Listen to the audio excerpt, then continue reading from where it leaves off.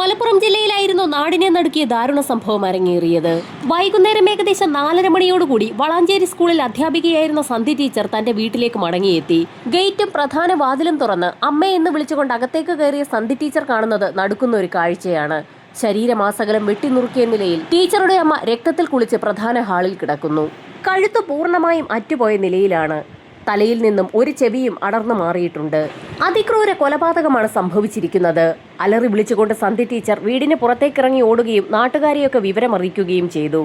നാട്ടുകാർ വിവരമറിയിച്ചതിനെ തുടർന്ന് പോലീസ് സംഘവും സംഭവസ്ഥലത്തേക്ക് എത്തി. പോലീസ് സംഘം അവിടെ എത്തിയപ്പോഴേക്കും പ്രദേശമാകെ ആളുകളെ കൊണ്ട് നിറഞ്ഞിരുന്നു. സന്ധ്യ ടീച്ചറിനെയും അമ്മയെയും ആ പ്രദേശത്തുള്ള മുഴുവൻ ആളുകൾക്കും അറിയാവുന്നതാണ്. അതുകൊണ്ട് തന്നെ ടീച്ചർ പഠിപ്പിക്കുന്ന വിദ്യാർത്ഥികളും അവരുടെ രക്ഷിതാക്കളും വരെ വിവരമറിഞ്ഞ് സംഭവസ്ഥലത്തേക്ക് ഓടിയെത്തി. വളാഞ്ചേരി സ്റ്റേഷനിൽ നിന്നുള്ള SI സംഘവും ആ വീടിനുള്ളിലേക്ക് കടന്നപ്പോൾ തന്നെ ആ കാഴ്ച കണ്ട് പോലീസ് സംഘവും അമ്പരന്നുപോയി. ആ സ്ത്രീയുടെ ശരീരത്തിൽ തലങ്ങും വിലങ്ങും വെട്ടി പരിക്കേൽപ്പിച്ചിരിക്കുകയാണ്. കുടലുകളും മാംസവും വരെ പുറത്തു വന്ന നിലയിലായിരുന്നു.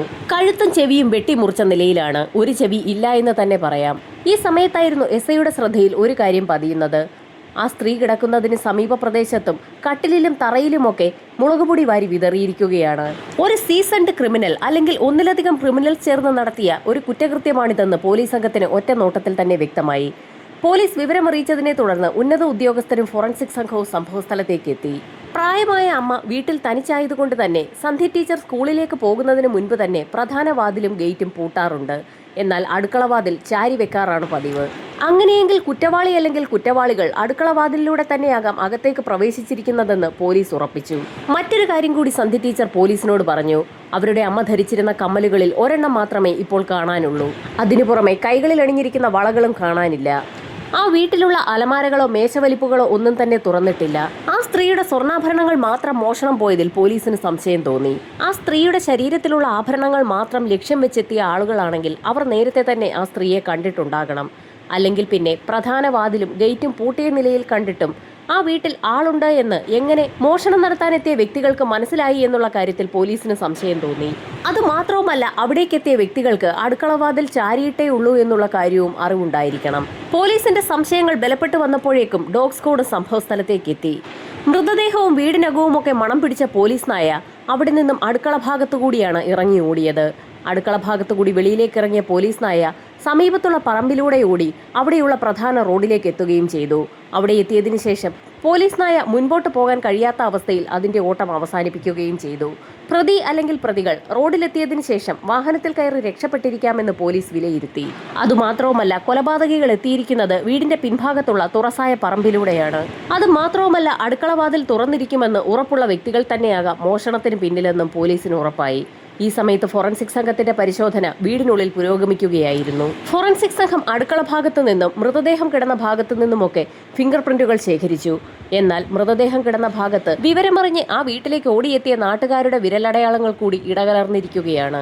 പോലീസിന്റെയും ഫോറൻസിക് സംഘത്തിന്റെയും പരിശോധനകൾക്ക് ശേഷം ഇൻക്വസ്റ്റ് നടപടികൾ പൂർത്തിയാക്കി മൃതദേഹം പോസ്റ്റ്മോർട്ടത്തിനായി ഹോസ്പിറ്റലിലേക്ക് ഷിഫ്റ്റ് ചെയ്തു. തൊട്ടടുത്ത ദിവസം തന്നെ പോലീസ് സംഘം വിവിധ ഗ്രൂപ്പുകളായി തിരിഞ്ഞ് അന്വേഷണം കൂടുതൽ വിപുലമാക്കി. ആദ്യഘട്ടത്തിൽ തന്നെ പരിസരവാസികളുടെ ഒരു ലിസ്റ്റ് തയ്യാറാക്കി. ലിസ്റ്റിൽ ഉൾപ്പെടുന്ന ആളുകളെയെല്ലാം വിശദമായി ചോദ്യം ചെയ്യലിന് വിധേയമാക്കാനായിരുന്നു പോലീസ് സംഘത്തിന്റെ ലക്ഷ്യം. ഇതേ സമയം തന്നെ മറ്റൊരു സംഘം പോലീസുകാർ വളാഞ്ചേരി ഭാഗത്തുള്ള ജുവലറികളിലും സ്വർണ്ണപ്പണയ ഇടപാട് നടത്തുന്ന സ്ഥാപനങ്ങളിലും ഒരു പ്രത്യേക നിർദ്ദേശവും നൽകി.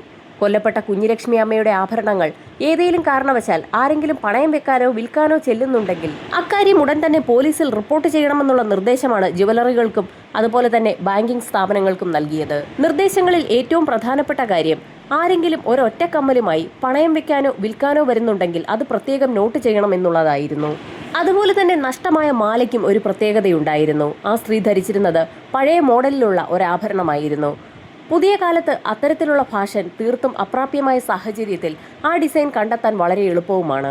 ആ മോഡലിനെ കുറിച്ചൊക്കെ സന്ധ്യ ടീച്ചർ പോലീസിനോട് പറഞ്ഞ കാര്യങ്ങൾ അവരതുപോലെ തന്നെ ജുവലറികളെയും ബാങ്കുകളെയും അറിയിച്ചിരുന്നു. അത്രയും വലിയൊരു സംഭവം നടന്നിട്ടും ആ വീട്ടിൽ നിന്നും ഒരു ശബ്ദവും നാട്ടുകാരും കേട്ടിട്ടില്ല എന്ന് പറഞ്ഞത് പോലീസിനെ അതിശയിപ്പിച്ചു.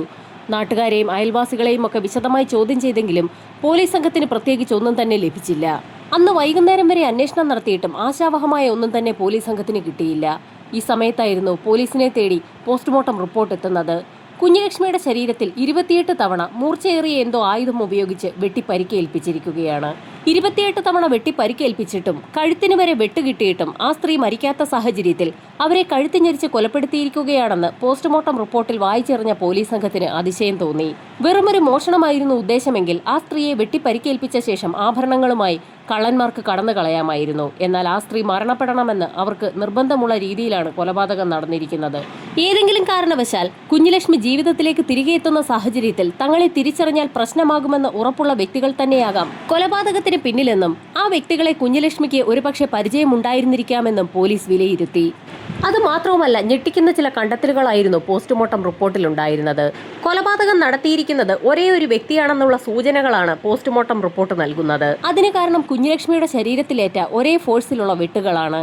എല്ലാ വെട്ടുകളും ഒരു ആയുധത്തിൽ നിന്നും ഉണ്ടായിട്ടുള്ളതാണ്. ഒന്നിലധികം പേർ കുറ്റകൃത്യത്തിന് പിന്നിലുണ്ടെങ്കിൽ ഒന്നിലധികം ആയുധങ്ങൾ കൊലപാതകത്തിന് ഉപയോഗിക്കേണ്ടി വന്നേക്കും.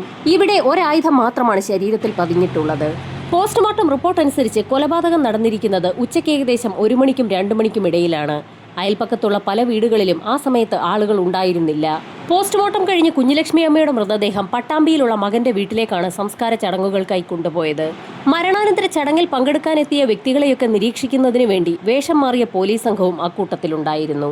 ചില കൊലപാതകികൾ കൊല നടത്തിയ ശേഷം അവരുടെ മരണാനന്തര ചടങ്ങിൽ മറ്റുള്ള ബന്ധുക്കൾക്കുണ്ടാകുന്ന ദുഃഖം കാണുന്നതിനു വേണ്ടി അവിടെ പങ്കെടുക്കാറുണ്ട്.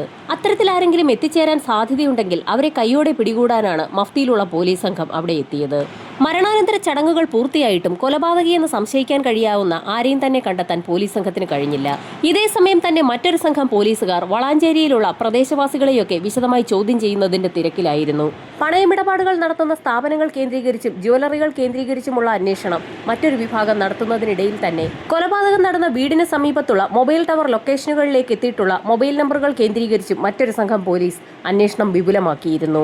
സംഭവം നടന്ന സമയത്ത് ടവറുകളിൽ ആക്റ്റീവായിരുന്ന മൊബൈൽ ഫോണുകളുടെ ഡീറ്റെയിൽസ് കേന്ദ്രീകരിച്ച് വളരെ വിശദമായ ഒരു അന്വേഷണം തന്നെയാണ് സൈബർ സെല്ലുമായി ചേർന്ന് ഒരു വിഭാഗം പോലീസ് സംഘം നടത്തിയത്. അന്വേഷണം തകൃതിയായി നടക്കുന്നതിനിടയിലായിരുന്നു SIക്ക് ഒരു ഫോൺ കോൾ എത്തുന്നത്. വളാഞ്ചേരി ജ്വല്ലറിയിൽ നിന്നായിരുന്നു പോലീസ് സംഘത്തിന് കോൾ ലഭിച്ചത്.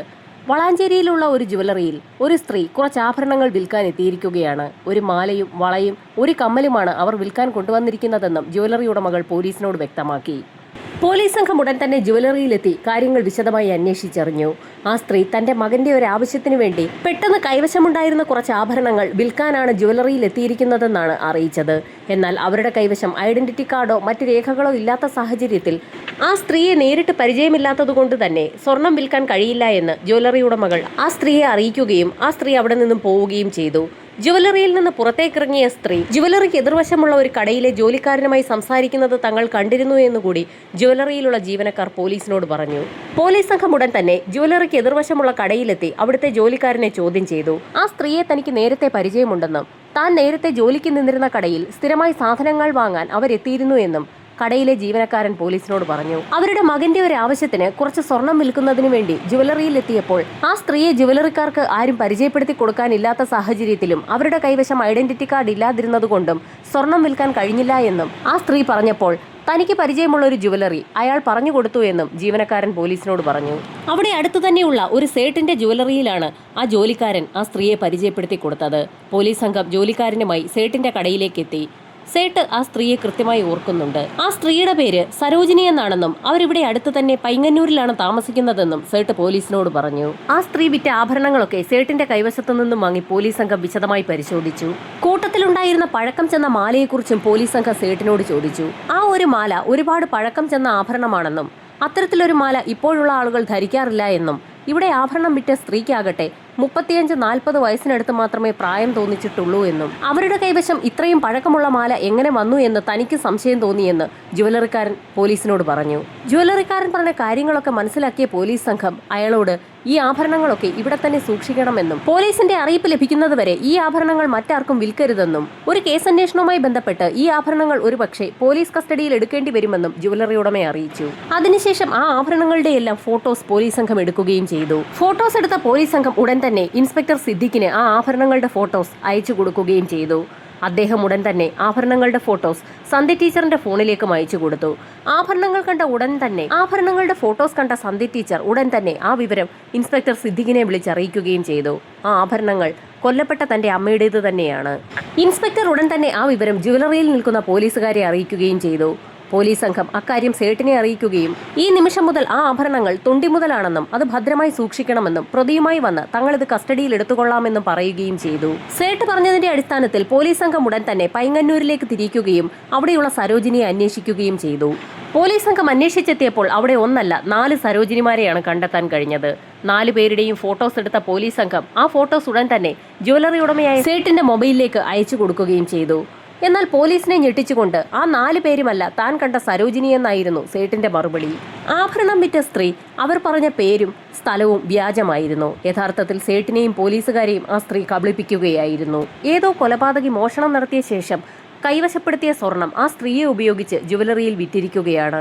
ആ സ്ത്രീയെയും കൊലപാതകിയെയും കണ്ടെത്താൻ പോലീസ് സംഘം വീണ്ടും വിപുലമായൊരു ശ്രമം തന്നെ ആരംഭിച്ചു. അതിന്റെ ഭാഗമായി നേരത്തെ ചോദ്യം ചെയ്ത വ്യക്തികളെയെല്ലാം വീണ്ടും വിളിച്ചു വരുത്തി ഒന്നുകൂടി ചോദ്യം ചെയ്യാൻ പോലീസ് സംഘം തീരുമാനിച്ചു.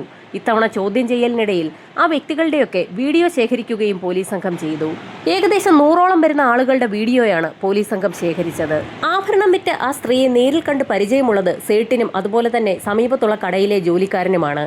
അവരെ ഇരുവരെയും സ്റ്റേഷനിലേക്ക് വിളിച്ചു വരുത്തി 100ഓളം വരുന്ന വീഡിയോ ദൃശ്യങ്ങൾ പോലീസ് സംഘം കാണിച്ചു കൊടുക്കുകയും ചെയ്തു. എന്നാൽ അവർ രണ്ടുപേരും ഒരേ സ്വരത്തിൽ പറഞ്ഞത് ഈ വീഡിയോ ദൃശ്യങ്ങളിൽ കാണുന്ന വ്യക്തികളിൽ ആരും തന്നെയല്ല ആ സ്ത്രീ എന്നുള്ളതായിരുന്നു. അതിവേഗം പ്രതിയിലേക്ക് എത്താൻ കഴിയുമെന്ന് കരുതിയിരുന്ന പോലീസ് സംഘത്തിന്റെ പ്രതീക്ഷയും ആകെ തെറ്റി. തങ്ങളുടെ അന്വേഷണം തെറ്റായ ദിക്കിലാണ് നീങ്ങുന്നതെന്ന് തോന്നിയ നിമിഷത്തിൽ തന്നെ ഇൻസ്പെക്ടർ സിദ്ദിഖും സംഘവും മറ്റൊരു അന്വേഷണ മുറ അവലംബിച്ചു.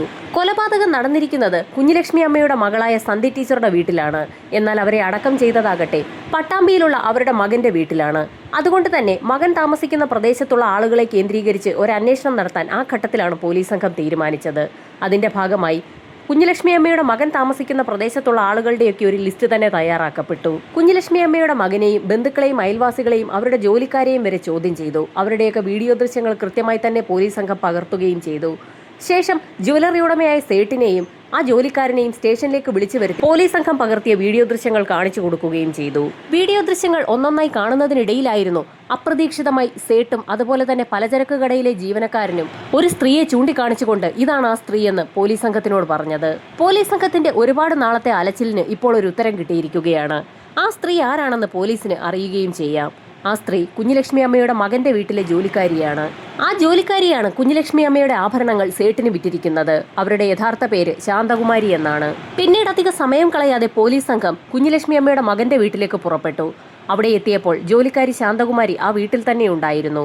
അവരിൽ നിന്നും കൂടുതൽ കാര്യങ്ങൾ ചോദിച്ചറിയാനാണെന്ന് പറഞ്ഞുകൊണ്ട് ശാന്തകുമാരിയെ പോലീസ് സംഘം തന്ത്രപൂർവ്വം ജീപ്പിലേക്ക് കയറ്റുകയും സ്റ്റേഷനിലെത്തിക്കുകയും ചെയ്തു. തന്റെ അമ്മയുടെ മരണവുമായി ബന്ധപ്പെട്ട് ജോലിക്കാരി ശാന്തകുമാരിയെ ജീപ്പിൽ കയറ്റിക്കൊണ്ടു പോകുന്നത് തീർത്തും അത്ഭുതത്തോടുകൂടിയാണ് കുഞ്ഞുലക്ഷ്മി അമ്മയുടെ മകൻ നോക്കിക്കണ്ടത്. എന്തുകൊണ്ടാണ് അവരെ കയറ്റിക്കൊണ്ടു പോകുന്നതെന്ന് അവർക്കൊക്കെ സംശയം തോന്നി. സ്റ്റേഷനിൽ എത്തിച്ച ശാന്തകുമാരിയെയും കൊണ്ട് ഇൻസ്പെക്ടർ സിദ്ദിഖ് സംഘവും നേരെ പോയത് സ്വർണ്ണക്കടക്കാരൻ സേട്ടിന്റെ കടയിലേക്കാണ്. അവിടെ നിന്നും തൊണ്ടി മുതൽ കണ്ടെടുക്കുകയും ചെയ്തു. സേട്ടിന്റെ കടയിൽ നിന്നും തൊണ്ടി മുതൽ കണ്ടെടുത്ത സാഹചര്യത്തിൽ തന്നെ ശാന്തകുമാരിയുടെ മുഖം വിളറി. താൻ പിടിക്കപ്പെട്ടു എന്ന് അവർക്ക് വ്യക്തമായി. നാടിനെ നടുക്കിയ കുഞ്ഞുലക്ഷ്മി അമ്മയുടെ കൊലപാതകവുമായി ബന്ധപ്പെട്ട് അവരുടെ മകന്റെ വീട്ടിലെ ജോലിക്കാരി ശാന്തകുമാരിയെ പോലീസ് സംഘം അറസ്റ്റ് ചെയ്തു എന്നുള്ള വാർത്ത നാടാകെ പരന്നു. വാർത്ത മീഡിയയിലൂടെ എത്തിയതോടെ നാട്ടുകാരൊക്കെ അറിയുകയും ശാന്തകുമാരിയുമായി അവരുടെ വീട്ടിലേക്ക് പോലീസ് സംഘം എത്തുന്ന സമയത്ത് ആ വീടിന് ചുറ്റും നാട്ടുകാരെ കൊണ്ട് നിറയുകയും ചെയ്തു. കുഞ്ഞുലക്ഷ്മി അമ്മയുടെ കൊലപാതകവുമായി ബന്ധപ്പെട്ട് പോലീസ് സംഘത്തിന് യഥാർത്ഥ പ്രതികളെ കിട്ടാത്ത സാഹചര്യത്തിൽ ശാന്തകുമാരിയെ പ്രതിയാക്കിയതാണെന്ന തരത്തിൽ നാട്ടുകാർ പലരും പോലീസിനോട് പറയുകയും തട്ടിക്കയറുകയും ചെയ്തു. ഈ സമയത്തായിരുന്നു പോലീസ് സംഘം ശാന്തകുമാരിയുമായി അവരുടെ വീടിനുള്ളിലേക്ക് കയറിയതും ചില ബന്ധുക്കളെയും നാട്ടുകാരെയും ഒക്കെ ആ വീടിനുള്ളിലേക്ക് വിളിപ്പിക്കുകയും ചെയ്തത്. അതിനുശേഷം ശാന്തകുമാരി പോലീസിന്റെയും നാട്ടുകാരുടെയും ഒക്കെ മുൻപിൽ വെച്ച് തന്നെ അവരുടെ കിടപ്പുമുറിയിലേക്ക് കയറുകയും തലയണയുടെ ഒരു ഭാഗം തുറന്ന് അതിൽ നിന്നും 40,000 രൂപ പുറത്തെടുക്കുകയും ചെയ്തു. നാട്ടുകാരൊക്കെ ആ കാഴ്ച കണ്ട് ഞെട്ടിപ്പോയി. ജോലിക്കാരിയായിരുന്ന ശാന്തകുമാരി അവരുടെ തലയണ തുറന്ന് അതിൽ നിന്നും അത്രയധികം പണം എങ്ങനെ എടുത്തു എന്നായിരുന്നു പലർക്കും സംശയം തോന്നിയത്. അതുവരെ ശാന്തകുമാരിയെ പ്രൊട്ടക്ട് ചെയ്ത് സംസാരിച്ചു കൊണ്ടിരുന്നവർ പോലും ആ നിമിഷത്തിൽ നിശബ്ദരായി മാറി. ശരിക്കും നടുങ്ങിപ്പോയത് ശാന്തകുമാരിയുടെ ഭർത്താവായിരുന്നു. തന്റെ ഭാര്യ അത്തരത്തിലൊരു കാര്യം ചെയ്യുമെന്ന് സ്വപ്നത്തിൽ പോലും അയാൾ കരുതിയിരുന്നില്ല. തെളിവെടുപ്പ് പൂർത്തിയാക്കിയ പോലീസ് സംഘം ശാന്തകുമാരിയുമായി സ്റ്റേഷനിലേക്ക് മടങ്ങിയെത്തി. പോലീസ് സംഘത്തിന്റെ ചോദ്യം ചെയ്യലുകൾക്ക് മുൻപിൽ ശാന്തകുമാരി പല കഥകളും പറഞ്ഞു തുടങ്ങി. ഇടയ്ക്ക് കുറച്ചുകാലം ശാന്തകുമാരി കുഞ്ഞുലക്ഷ്മി അമ്മയുടെയും മകൾ സന്ധ്യയുടെയും കൂടെ ആ വീട്ടിൽ താമസിച്ചിരുന്നു. ആ വീട്ടിലെ രീതികളെക്കുറിച്ചൊക്കെ ശാന്തകുമാരിക്ക് വളരെ നന്നായി അറിയാം. അടുക്കളവാതിൽ ചാരി വെച്ച ശേഷം വീടിന്റെ പ്രധാന വാതിലും ഗേറ്റും പൂട്ടിക്കൊണ്ടാണ് സന്ധി ടീച്ചർ സ്കൂളിലേക്ക് പോകാറുള്ളതെന്നും ശാന്തകുമാരിക്ക് വ്യക്തമായി അറിയാം. ഇക്കാര്യങ്ങളൊക്കെ അറിവുള്ള ശാന്തകുമാരി വിദഗ്ധമായി പ്ലാൻ ചെയ്ത ഒരു കാര്യമാണ് നടപ്പിലാക്കിയിരിക്കുന്നത്. സന്ധി ടീച്ചർ സ്കൂളിലേക്ക് പോയ തക്കം നോക്കി ശാന്തകുമാരി പിൻഭാഗത്തുള്ള പറമ്പിലൂടെ വീടിന്റെ അടുക്കള ഭാഗത്തെത്തുകയും ചാരി വെച്ചിരുന്ന കതക് തുറന്ന് അടുക്കളയിലൂടെ വീടിനുള്ളിലേക്ക് പ്രവേശിക്കുകയും ചെയ്തു. അടുക്കളയിൽ നിന്നും വെട്ടുകത്തി കൈവശപ്പെടുത്തിയ ശാന്തകുമാരി അതുമായി പ്രധാന ഹാളിലേക്ക് കടന്നു. ഈ സമയത്ത് കുഞ്ഞുലക്ഷ്മി അമ്മ ഹാളിൽ നിൽക്കുകയായിരുന്നു. തന്റെ പിന്നിൽ ആരോ ഉണ്ടെന്ന് തോന്നിയ കുഞ്ഞുലക്ഷ്മി അമ്മ തിരിഞ്ഞു നോക്കിയ നിമിഷത്തിൽ തന്നെ കയ്യിലുണ്ടായിരുന്ന വെട്ടുകത്തി ഉപയോഗിച്ച് ശാന്തകുമാരി കുഞ്ഞുലക്ഷ്മി അമ്മയെ വെട്ടി പരിക്കേൽപ്പിച്ചു. ആ വെട്ടാണ് പിന്നീട് 28 വെട്ടുകളായി മാറിയത്. കുഞ്ഞുലക്ഷ്മി അമ്മയുടെ മരണം സംഭവിച്ചു കാണുമെന്ന് കരുതി അവരുടെ കഴുത്തിലുണ്ടായിരുന്ന മാല ശാന്തകുമാരി ഊരിയെടുക്കാൻ ശ്രമിക്കുന്ന സമയത്തായിരുന്നു കുഞ്ഞുലക്ഷ്മി അമ്മ ഞരങ്ങുന്നത് ശാന്തകുമാരിയുടെ ശ്രദ്ധയിൽപ്പെട്ടത്. താൻ ഉടുത്തിരുന്ന സാരിയുടെ മുന്താണി ഉപയോഗിച്ച് കുഞ്ഞുലക്ഷ്മി അമ്മയുടെ കഴുത്തിൽ കുരുക്കിട്ട് അവരെ ശ്വാസം മുട്ടിച്ച് കൊലപ്പെടുത്തുകയും ചെയ്തു. കയ്യിലുണ്ടായിരുന്ന വളകൾ ഊരിയെടുത്തതിന് ശേഷമായിരുന്നു കാതിലുള്ള കമ്മൽ ഊരിയെടുക്കാൻ ശ്രമം നടത്തിയത്. കമ്മൽ ഊരിയെടുക്കാൻ കഴിയാതെ വന്ന സാഹചര്യത്തിൽ തന്റെ കൈവശമുണ്ടായിരുന്ന വെട്ടുകത്തി ഉപയോഗിച്ച് കുഞ്ഞുലക്ഷ്മി അമ്മയുടെ ചെവി മുറിച്ചെടുക്കുകയായിരുന്നു. അപ്പോഴേക്കും ആ പ്രദേശമാകെ രക്തം തളം കെട്ടി തുടങ്ങിയിരുന്നു. ശാന്തകുമാരി എന്ന ജോലിക്കാരി ആദ്യമായാണ് ഇത്തരത്തിലൊരു കൃത്യത്തിൽ ഏർപ്പെടുന്നത്. അതുകൊണ്ട് തന്നെ തളർച്ച തോന്നിയ അവർ രണ്ടാമത്തെ കാതിലെ കമ്മൽ കൂടി ഊരിയെടുക്കാൻ ശ്രമം നടത്താതെ രക്തം പ്രദേശത്ത് തളം കെട്ടി കിടക്കുന്നത് കണ്ട് തളർച്ച തോന്നിയ ശാന്തകുമാരി സമീപത്തുണ്ടായിരുന്ന കട്ടിലിലേക്ക് ബോധരഹിതയായി വീഴുകയും ചെയ്തു. അല്പസമയം ആ കട്ടിലിൽ കിടന്ന് തന്റെ ക്ഷീണം മാറ്റിയ ശേഷമാണ് ശാന്തകുമാരി പുറത്തേക്കിറങ്ങിയത്. പ്രധാന ഹാളിൽ നിന്നും അടുക്കളയിലേക്ക് എത്തിയ ശാന്തകുമാരി രക്തം പുരണ്ട വെട്ടുകത്തി അടുക്കളയിലെ സിങ്കിൽ തന്നെ കഴുകി വൃത്തിയാക്കി തന്റെ സാരിത്തലപ്പ് ഉപയോഗിച്ച് തുടച്ച് വൃത്തിയാക്കിയ ശേഷം അത് ഇരുന്ന സ്ഥാനത്ത് തന്നെ വെച്ചു. കൊല ചെയ്യാൻ ഉപയോഗിച്ച ആയുധം കണ്ടെത്താൻ കഴിയാതെ പോയത് എന്തുകൊണ്ടാണെന്ന് ആ കഥ കേട്ടപ്പോൾ പോലീസ് സംഘത്തിന് വ്യക്തമായി. പോലീസ് സംഘം യഥാർത്ഥത്തിൽ അടുക്കളയിലുണ്ടായിരുന്ന ഉപകരണങ്ങളൊന്നും തന്നെ പരിശോധിച്ചിരുന്നില്ല. കൊല ചെയ്യാൻ ഉപയോഗിച്ച ആയുധം അവരുടെ കൺമുൻപിൽ കയ്യെത്തും ദൂരത്ത് തന്നെ ഉണ്ടായിരുന്നു. എന്നിട്ടും പോലീസ് സംഘം അതറിയാതെ പോയി. കൊലപാതകം നടത്തി ആ വീടിന് പിൻഭാഗത്തുകൂടി തന്നെ ശാന്തകുമാരി പുറത്തേക്കിറങ്ങി. അവരുടെ ശരീരത്തിലൊന്നും തന്നെ രക്തം തെറിച്ചിട്ടില്ലാത്ത സാഹചര്യത്തിൽ ആഭരണങ്ങൾ വിൽക്കുന്നതിനായി ശാന്തകുമാരി ജ്വല്ലറിയിലേക്ക് എത്തുകയും പിന്നീട് പലചരക്കുകാരന്റെ സഹായത്തോടുകൂടി സേട്ടിന്റെ കടയിലെത്തി ആഭരണങ്ങൾ വിൽക്കുകയും ചെയ്തു. ആഭരണം വിറ്റ് കിട്ടിയ പണത്തിൽ നിന്നും ഒരു ഭാഗം ബാങ്കിൽ അടച്ചു തീർത്തതിന് ശേഷം ബാക്കിയുള്ള തുകയുമായി ശാന്തകുമാരി തന്റെ വീട്ടിലെത്തുകയും തലയണയ്ക്കുള്ളിൽ ആ പണം സൂക്ഷിച്ച് ഒളിപ്പിച്ചു വെക്കുകയും ചെയ്തു. അതിനുശേഷം പട്ടാമ്പിയിലുള്ള കുഞ്ഞുലക്ഷ്മി അമ്മയുടെ മകന്റെ വീട്ടിലേക്ക് പതിവ് പോലെ ജോലിക്ക് പോവുകയും ചെയ്തു. ശാന്തകുമാരി ആ വീട്ടിൽ തിരികെ ജോലിക്കെത്തിയ സമയത്തായിരുന്നു തന്റെ അമ്മ മരണപ്പെട്ട വാർത്ത കുഞ്ഞുലക്ഷ്മി അമ്മയുടെ മകൻ അറിയുന്നത്. പിന്നീടുള്ള കാര്യങ്ങൾക്കൊക്കെ സാക്ഷിയായി ശാന്തകുമാരിയും ഉണ്ടായിരുന്നു. സംഭവം നടന്ന ദിവസം വൈകുന്നേരം സന്ധി ടീച്ചറിന്റെ വീട്ടിലേക്ക് ഓടിയെത്താനും അവരെ ആശ്വസിപ്പിക്കാനുമൊക്കെ മുൻപന്തിയിൽ തന്നെ ശാന്തകുമാരി ഉണ്ടായിരുന്നു. ഇതോടൊപ്പം തന്നെ കുഞ്ഞുലക്ഷ്മി അമ്മയുടെ സംസ്കാര ചടങ്ങുകളിൽ സജീവമായി പങ്കെടുക്കുകയും അന്നേ ദിവസം ആ വീട്ടിലെ കാര്യങ്ങളൊക്കെ വളരെ കൃത്യമായി നോക്കി നടത്തുകയും ചെയ്തത് ശാന്തകുമാരി തന്നെയായിരുന്നു. വീട്ടുകാരുടെയും നാട്ടുകാരുടെയും പോലീസുകാരുടെയും ഒക്കെ മുൻപിൽ ശാന്തകുമാരി ശരിക്കും അഭിനയിച്ച് തകർക്കുകയായിരുന്നു. ഒടുവിൽ ആ അഭിനയം പൊളിയുകയും ചെയ്തു. തെളിവെടുപ്പുകൾ പൂർത്തിയാക്കിയ പോലീസ് സംഘം അന്വേഷണം പൂർത്തിയാക്കി കുറ്റപത്രം കോടതിയിൽ സമർപ്പിച്ചു. മഞ്ചേരി സെഷൻസ് കോടതിയിലാണ് വിചാരണ ആരംഭിച്ചത്. വാദപ്രതിവാദങ്ങൾക്കൊടുവിൽ കോടതി ശാന്തകുമാരിക്ക് ജീവപര്യന്തം തടവ് ശിക്ഷ വിധിച്ചിരിക്കുകയാണ്. അതിവേഗത്തിൽ അന്വേഷണം പൂർത്തിയാക്കിയ കേരള പോലീസ് കോടതിയുടെ പ്രത്യേക പ്രശംസ നേടുകയും ചെയ്തു.